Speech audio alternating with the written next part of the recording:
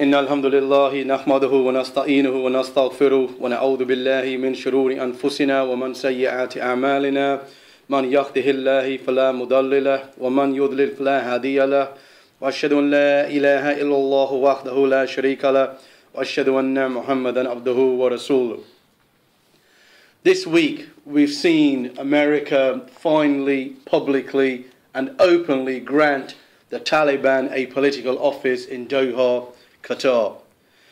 And the Taliban spokesmen who were there, Mohammed Naeem and Mohammed Sohail Shaheen, they very clearly stated the objectives of opening this office. And primarily they listed ending conflict through the political process as being one of the objectives. The other objectives included establishing good relations with other countries, with neighbouring countries, with the international community, and with NGOs. And that's significant, and something which I'll mention later on. Also, they mentioned that they will not allow the soil of Afghanistan to be used to carry out foreign attacks. That was a clear disassociation from Al-Qaeda and the other jihadist movements, especially in reference to 9/11 and other activities. Because remember, it was Al-Qaeda who was blamed for the bombings in Africa in 1998, in Tanzania and the other country which slips my mind right now. So, and then America did bomb Afghanistan in 98, and Nairobi in Kenya was the other country. So that was one of the demands of the Americans, to publicly disassociate themselves from Al-Qaeda and to accept the current international political order. Furthermore, the fact that they said that their ambitions are restricted to the borders of Afghanistan, it further confirms the Taliban's acceptance of the American international order. And in an interview on Al Jazeera, Sohail Shaheen, he said that there was a ceasefire on the table for the negotiations. So when the negotiations begin with America, a ceasefire would also take effect. For those of you who are following the news this week, you would have seen that the White House immediately responded positively, welcoming the statements. Obama said it was a step in the right direction, and another spokesman said that there will be meetings with the US, between the US and Taliban at this office very soon. And then the date of Thursday was being mentioned, which was only 2 days later that this was going to happen. And Dobbins was on the way to Qatar, stopping on the way to in Turkey in order for this meeting to go ahead. But you would have noticed that Karzai, he was quite upset. He was quite upset because the Taliban had raised their flag over this office and they were treating as if it was a political embassy, an embassy of the state. Furthermore, they called it the Islamic Emirate of Afghanistan. That was the placard on the building, to which Karzai objected. So even though he was supposed to send his delegation of the High Peace Council to Doha to take part in these meetings, but he immediately said he was suspending participation in the talks with America with regards to the drawdown. And in these talks, because the Americans were directly going to now talk to the Taliban and not go through the Afghan government. And obviously he wasn't happy about the flag and what they had called their office, which was in effect becoming an embassy. So the US backtracked a little, and the State Department issued a statement claiming that there was no meeting on the agenda, even though it was clearly announced. And Karzai, his spokesman, what did he say? He said, the Americans, they say one thing and they do another. As if Karzai was expecting the Americans to honour him. Even though he has been a witness to the fact that America has used him and all his predecessors, and when they need them no longer, they dump them in the dustbins of history. So that is something which he should have been aware of anyway.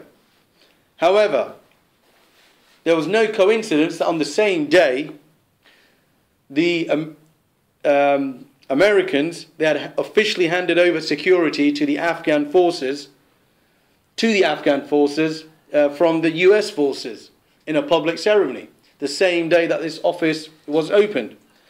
And it was also the same day that President Obama, he appointed Clifford Sloan to look at closing Guantanamo. And this falls perfectly in line with the fact that the Taliban are looking for a prisoner exchange.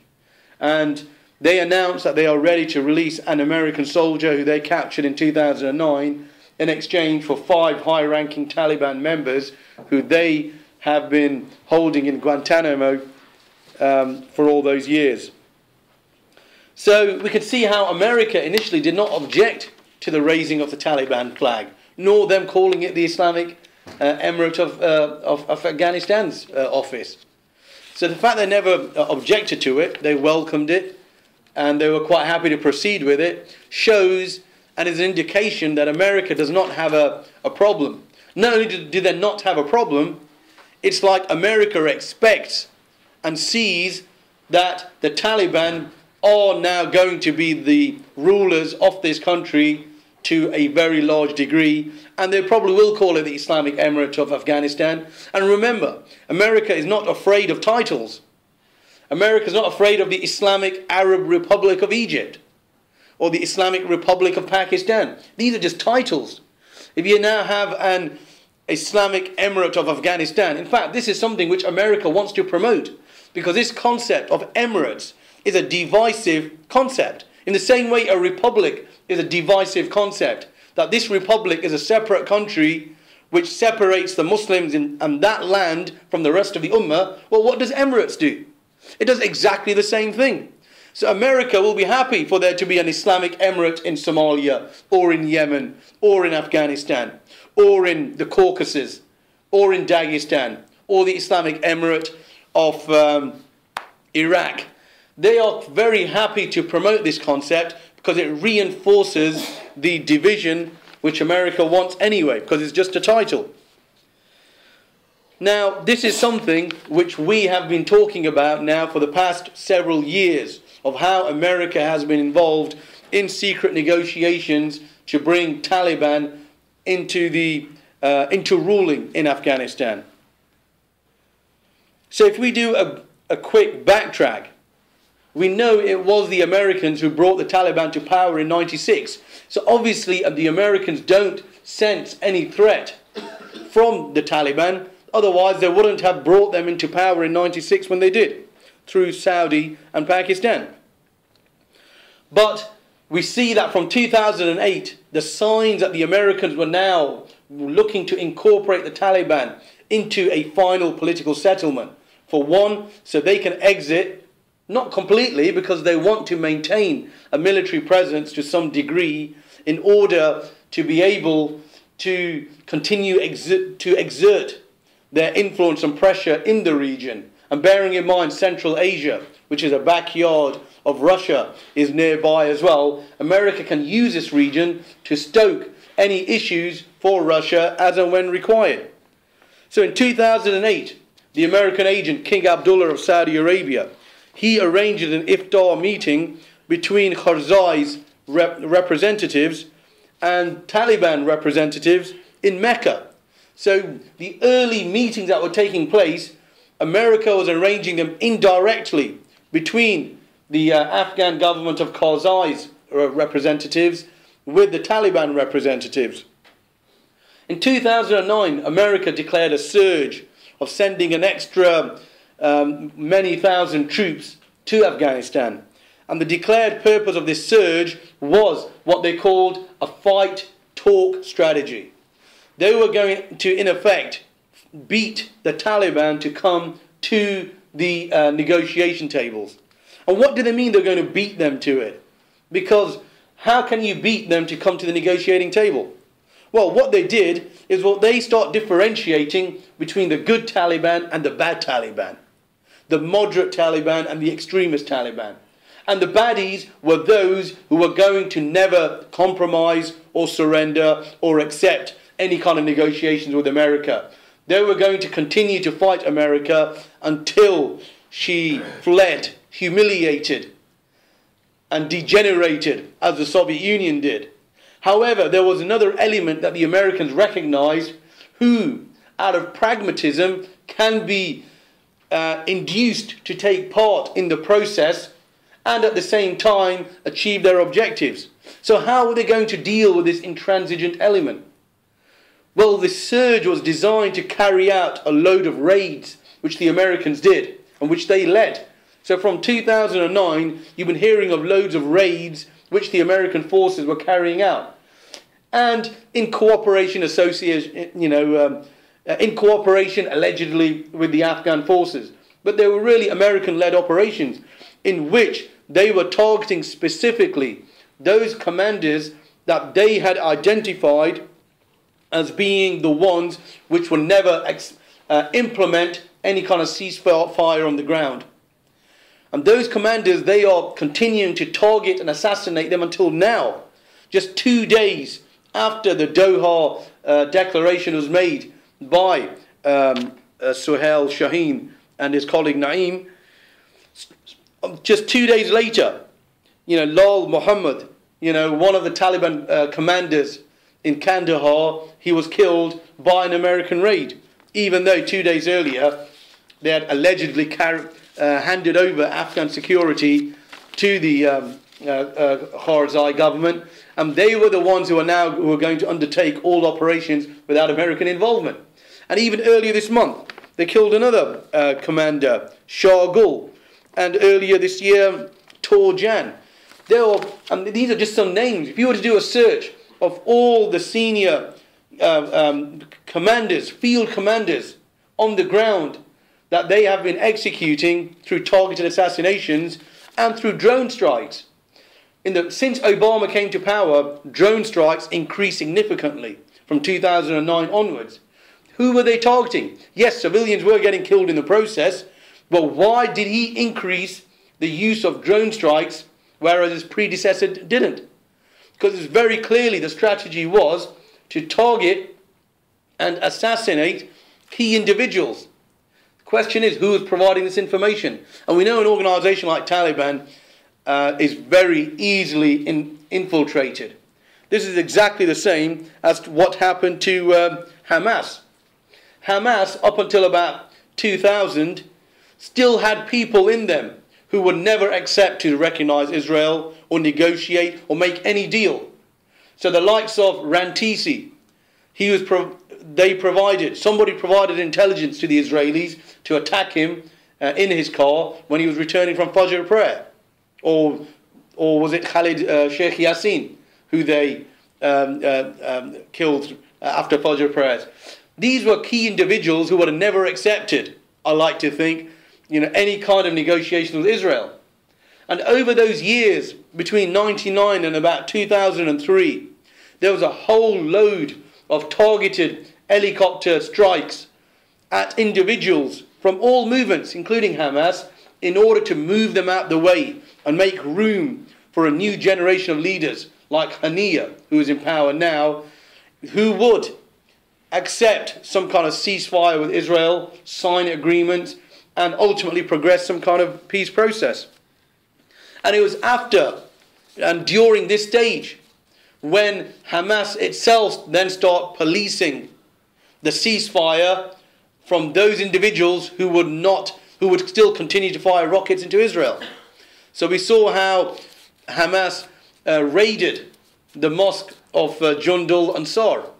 This jihadi group, and they killed the imam at the mosque and loads of worshippers at the mosque in order to signal to the Americans that there is now a new Hamas who is ready to negotiate and crack down on people who might not want to negotiate, who might want to attack Israel. It looks like the same strategy has been implemented here from 2009 through these targeted killings and assassinations, in which those intransigent elements from the Taliban, who would never accept any negotiations, have been moved out of the way. So we see at about the same time, in 2009 and 2010, we see how Mullah Omar in his Eid addresses starts suggesting that he was ready to accept the American conditions. So in the Eid al-Fitr address in 2010, he, despite all the rhetoric about jihad and fighting the Americans, but he also said to the Americans that the military solution is not the only solution, and they are ready to accept any kind of, all other avenues are open. So what are these avenues? It was the political avenues to which they were referring. He even said members of Karzai's government, they should quit Karzai's government and join the Islamic Emirate of Afghanistan. Again, an indication that the Taliban were going to incorporate the other groups and the other political parties to become part of this broad-based government. So even though the Taliban would be the major face of this broad-based government, but they are now ready to incorporate all the different movements. And furthermore, in this speech, there was no mention of Al-Qaeda or the jihadists or what they call the foreign fighters. There was no mention of them at all. And prior to that, Mullah Omar had written to the Shanghai Corporation to express he wanted good neighbourly relations with all the surrounding non-Muslim countries. So, and a lot of jihadists and Al-Qaeda type of people, they saw this as a betrayal. They weren't happy with the addresses he gave. So, for example, Abu Muhammad al-Maqdisi, he was not happy about this new tone, and he was giving advice to Mullah Omar regarding his new tone, of how he was now, in effect, doing a U-turn on what they had represented previously. Anyway, in January 2010, Mullah Omar's deputy, Baradar, he was detained by the Pakistani intelligence agencies and the CIA until this day in Pakistan. And the New York Times reported that the CIA were claiming he's given good information about the Taliban structure, who's who, but gave them sufficient information by which they could perhaps act upon.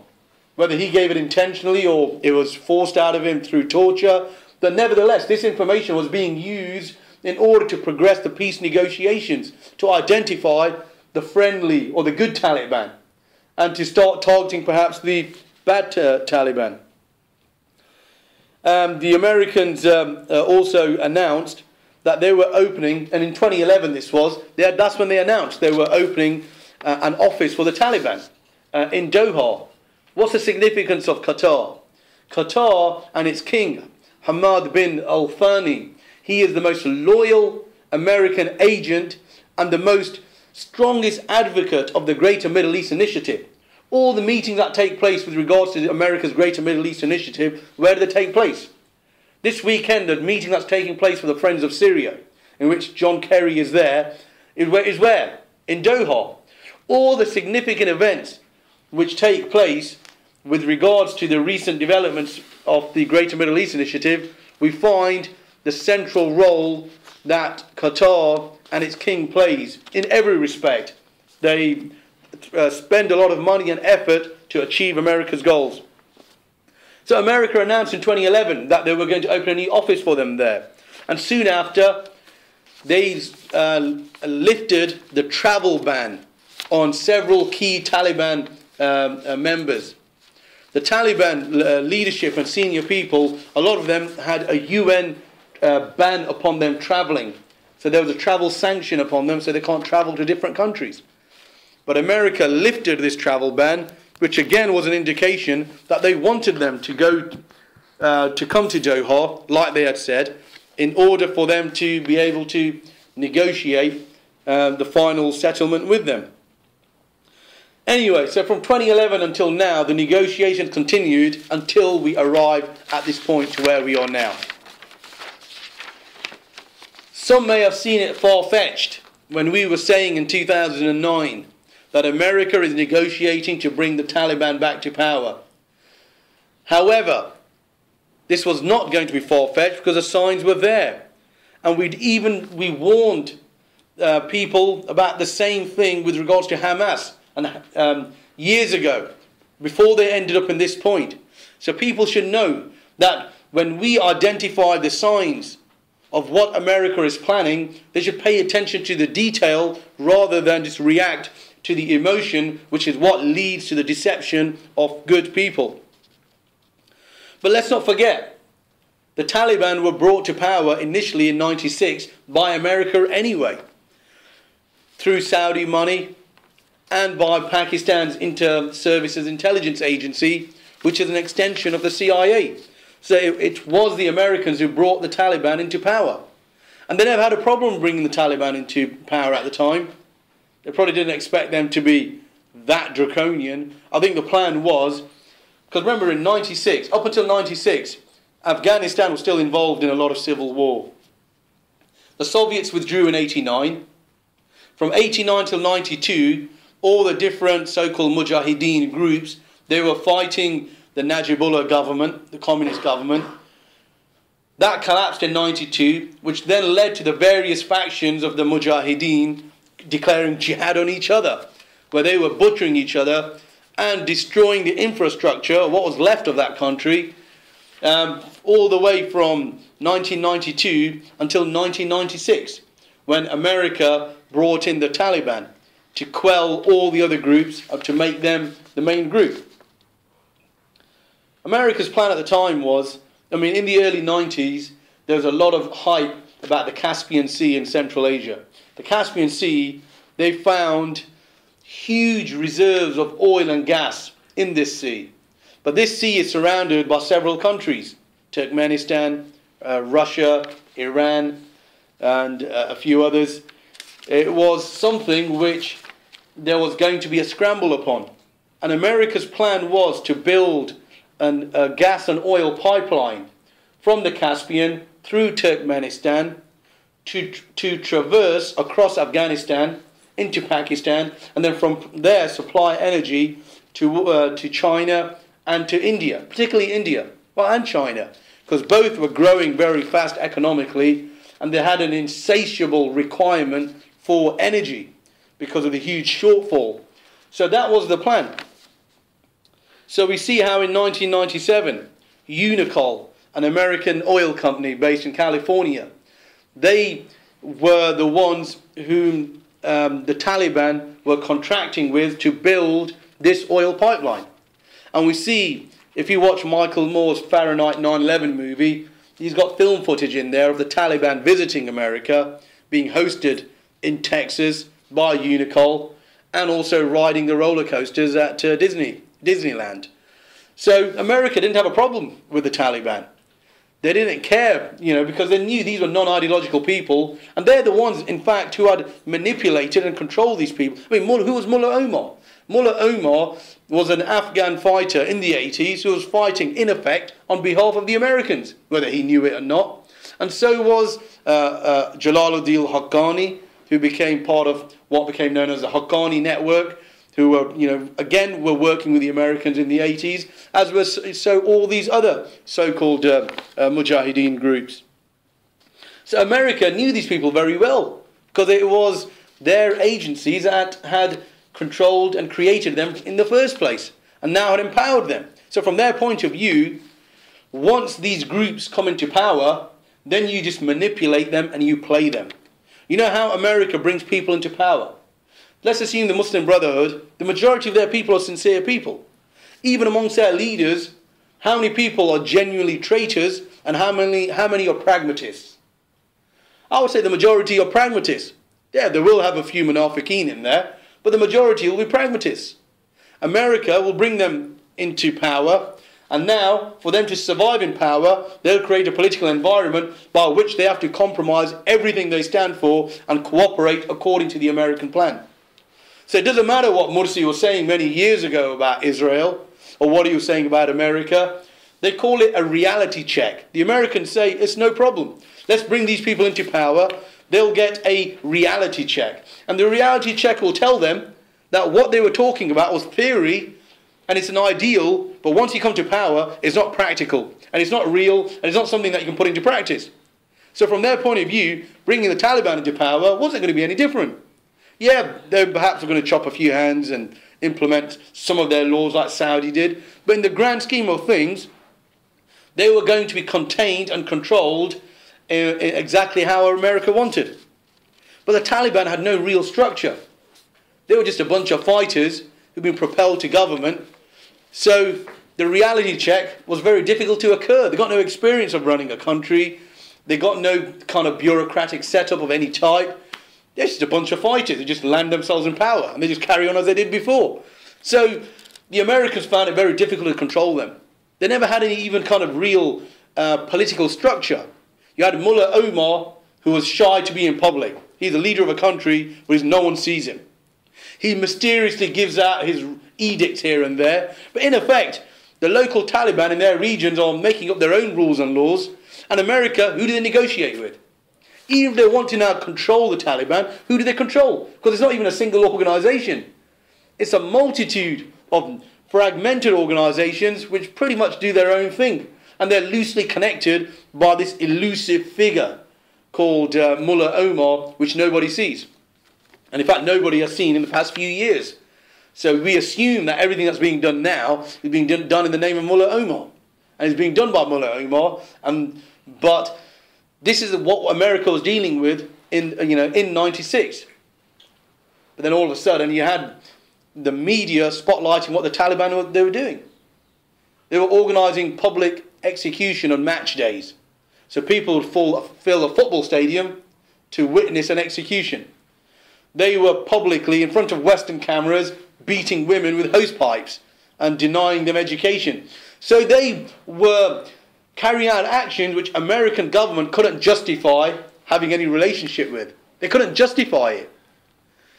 So within 2 years, Americans really, in my opinion, they had to do a U-turn, because in America, the public opinion against the Taliban was so strong, from all the human rights groups, the women's rights groups, from the politicians, that even though the Americans admitted they brought them to power, they were working with them, that it was now not feasible to be seen that they were cooperating with the Taliban. And the Taliban, they realised they can't control the situation.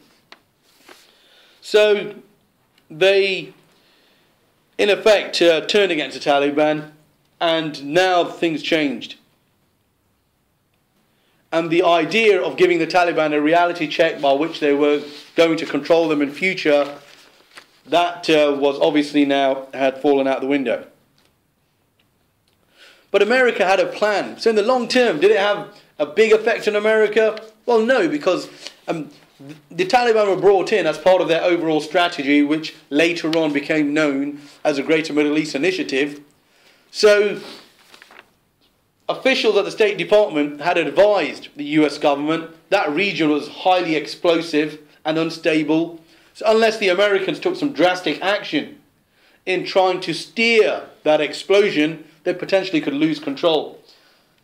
So America was planning an invasion of Afghanistan, and at the same time Iraq. They identified these as strategic points through which they can launch their agenda to secularize the entire Muslim region from these places.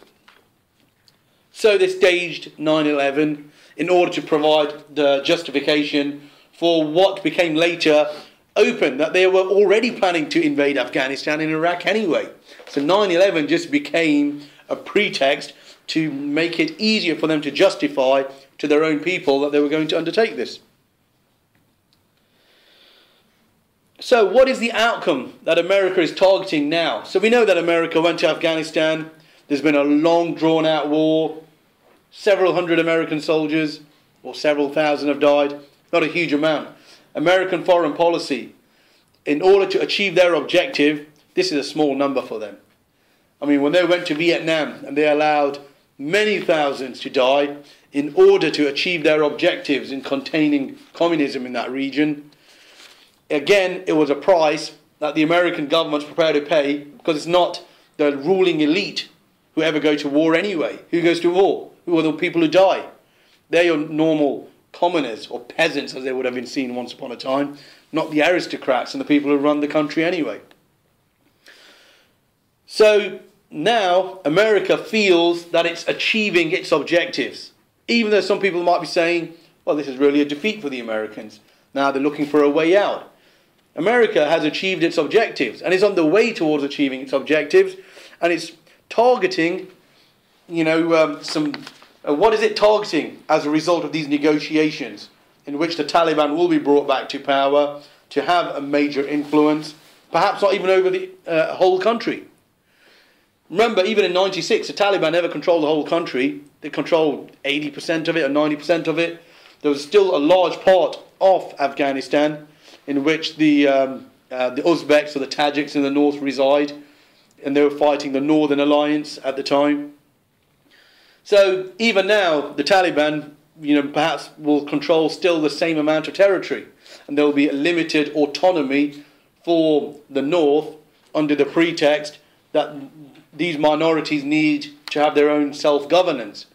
The Taliban will have to accept whatever conditions America imposes upon them, otherwise this isn't going to end.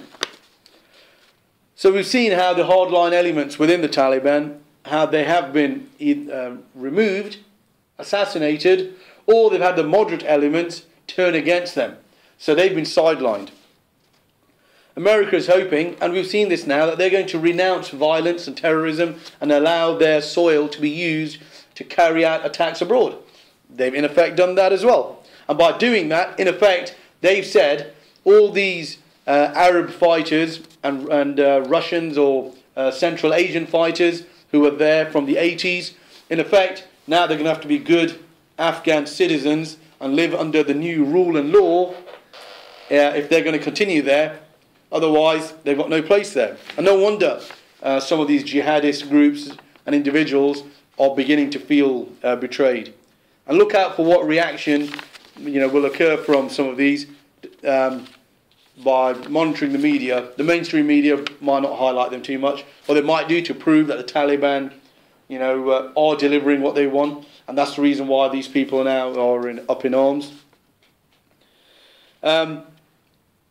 America's hoping for a broad-based government in which the Taliban will incorporate the others. Again, the signs are there where the Taliban will do that.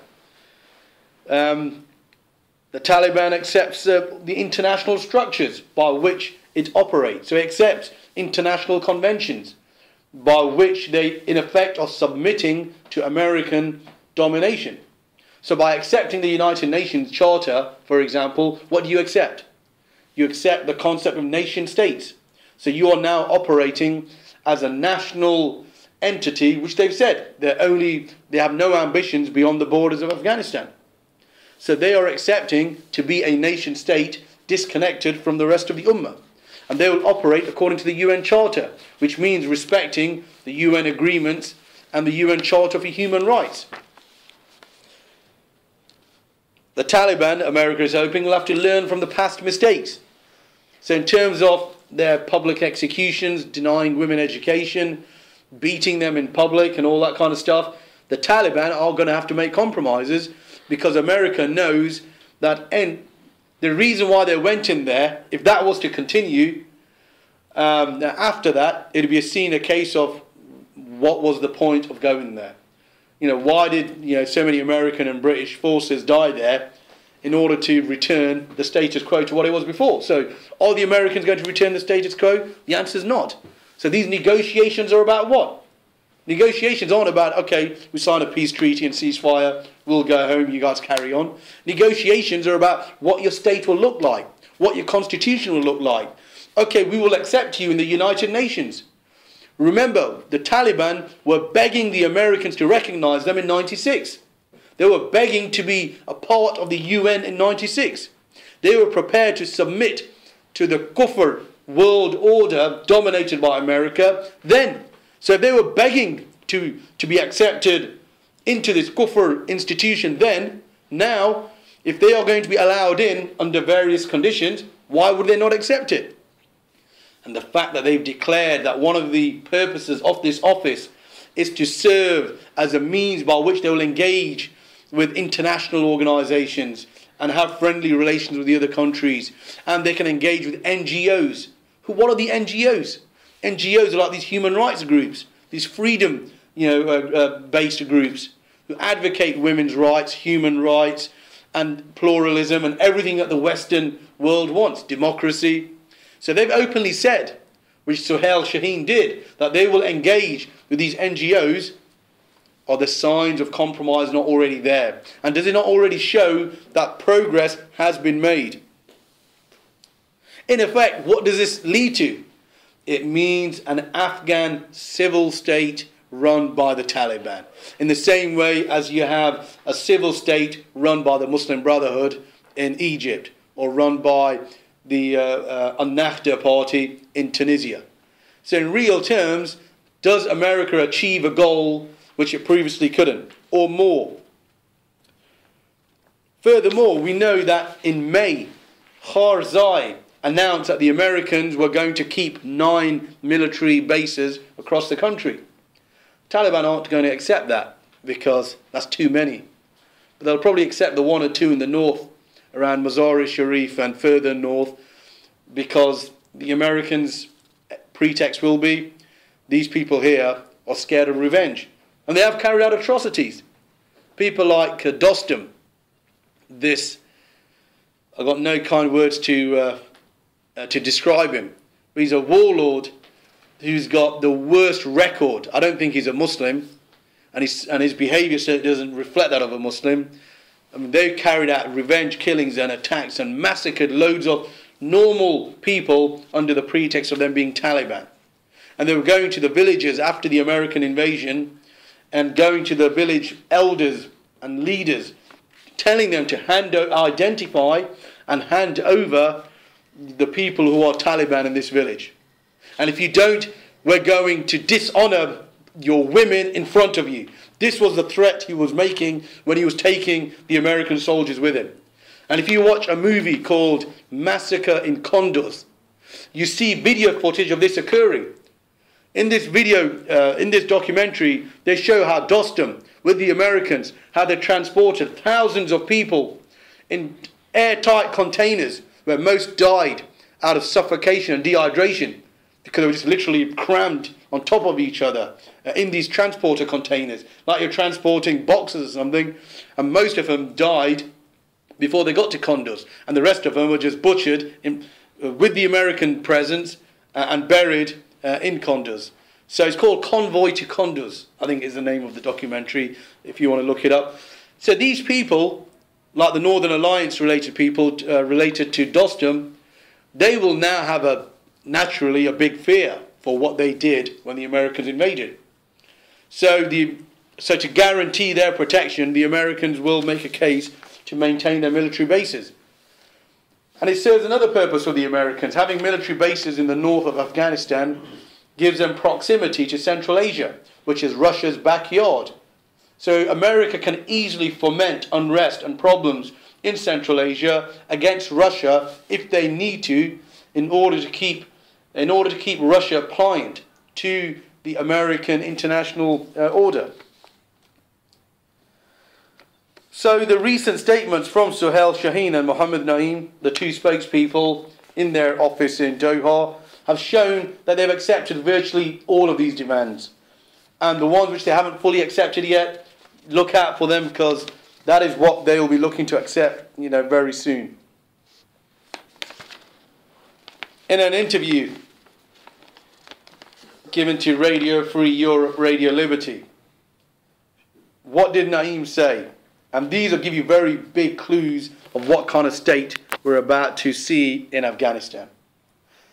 When he was asked, you guys want to implement, the Taliban want to implement Sharia law, but the current Afghan constitution already states that Islam is the prime official religion and source of law for the Afghan constitution already. If you were asked that question about the Afghan constitution, what would you say? You would say, this constitution is built on a secular premise, and the mention of Islam in it is a token mention in order to consolidate the secular nature of this constitution. Islam is not the basis of the state. Islam is just given some prominence by name in order to confirm its secular characteristic, that the constitution is based in the spirit of Islam and the laws are made in the spirit of Islam. This is the kind of response that you would give. But what did Naeem say? He said, the most important issue here is one of sovereignty. The current administration in Kabul is not sovereign. So how can it then implement the laws or harmonize them with the demands of the present times? Listen to that. He didn't contest the current constitution as being un-Islamic and being secular and being kufr that must be rejected. What did he say? He said the issue is to do with sovereignty. If you've got a government which is being controlled by foreign forces, how can that government implement these laws and modernize them? Listen to that. Modernize them with the demands of the present times, or harmonize them with the demands of the present times. How can they be changed and amended and altered for the present times if the government is controlled by foreigners? Does that not sound to you like they've accepted the constitution? They will continue with the same constitution, with perhaps some modification. Is there any indication they're going to reject this constitution at all? From his statement, the official Taliban authorized spokesman, he's made it clear they don't have an issue with the constitution. The issue is who is implementing it. It's first being implemented by those who don't have complete control because they're being controlled by the Americans. That's the issue. So they want to implement it. They want to implement it and so they can harmonize these laws. Does this sound familiar? Bringing the laws of Islam up to date. What does it mean to harmonize? Maybe the hudud is and cutting hands of public executions, aren't that necessary anymore. Giving women their rights and having some democracy. And you've seen all this before in Egypt and Tunisia and in Libya. You get the idea of how the same thing is being targeted and being achieved in Afghanistan. And then he was also asked in the same interview, he was asked, what kind of political system do you want? Do you want to go back to what you had in the 90s? What would you expect them to say? You'd think he would say, yes, of course. What did he say instead? He says, in his speeches and statements, our leader, Mullah Omar, has repeatedly said that we want a government that includes all Afghans. It should be a government in which all our people and their representatives can participate and be a part. It should give the Afghans hope that it is a government for all of them and this country belongs to all of them. What kind of answer is that? What kind of political system do you want was the question. And do you want to go back to what you guys were implementing in the 90s? Where you were hanging TV sets using tape from video cassettes. And you were beating women in public. And you were carrying out hudud. What kind of political system do you want? Instead of giving a clear answer, he made it clear. They want an inclusive, broad-based government which represents all Afghans. And that includes the secularists, the modernists, the people from different minorities, under the pretext of what? National unity. Does that sound familiar? Have we not heard this from the Freedom and Justice Party in Egypt? Do you want Sharia law? No, we've got Copts and minorities. We have to cater for them as well. Exactly the same template is being implemented. So the question is, does America's drawdown in Afghanistan represent a defeat, as some naive people might be celebrating? Or does it represent America having achieved its objectives for that region? And I say that region abroad. What were the challenges for America at the turn of this century in that region?